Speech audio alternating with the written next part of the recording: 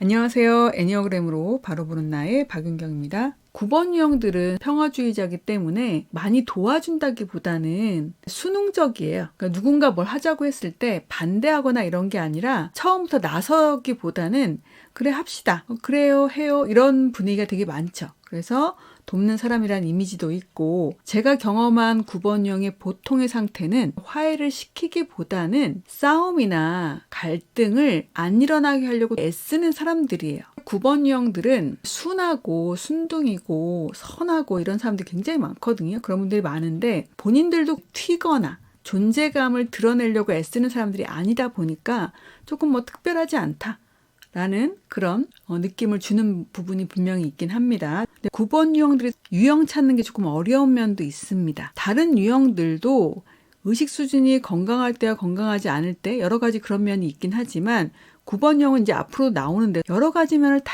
갖고 있다 보니까 굉장히 헷갈려요. 9번 유형들이 분리를 원하는데 분리를 원하지 않는다고 생각할 때도 있습니다. 또는 본인이 분리하고 싶은데 분리를 하지 않다가 분리를 당해서 힘들어하기도 해요.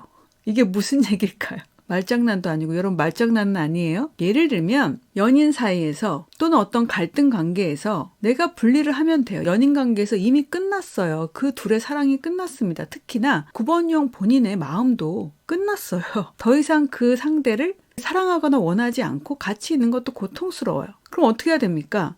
이별을 고해야죠. 근데 이별을 고하면 뭐가 올까요? 상대가 순순히 나도 그래서 알았어 이러고 헤어져 줄까요? 그렇지 않을 확률도 높겠죠. 또는 헤어진 다음에 내가 진짜 나도 정말 하나도 힘들지 않을 거라는 보장이 없죠. 지금은 내가 애정이 다 끝난 것 같지만 막상 내가 헤어지자고 했는데 힘들 수도 있잖아요. 그러니까 그냥 그렇게 흘러가요.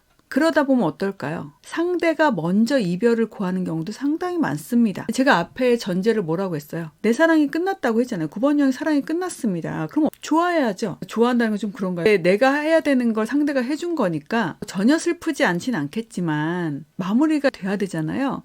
근데 본인이 굉장히 힘들어해요. 두 가지죠. 상대에 대한 사랑이 끝났다고 생각을 했는데 이런 말 있잖아요. 든 자리는 몰라도 난 자리는 안다고. 그러니까 9번 유형 같은 경우는 사람을 만나면 짧게 만난 사람들은 아니에요. 그러다 보니까 그게 나한테 굉장히 편안한 상태였는데 그 상대가 떠났죠. 그럼 공간이 뻥 뚫리겠죠.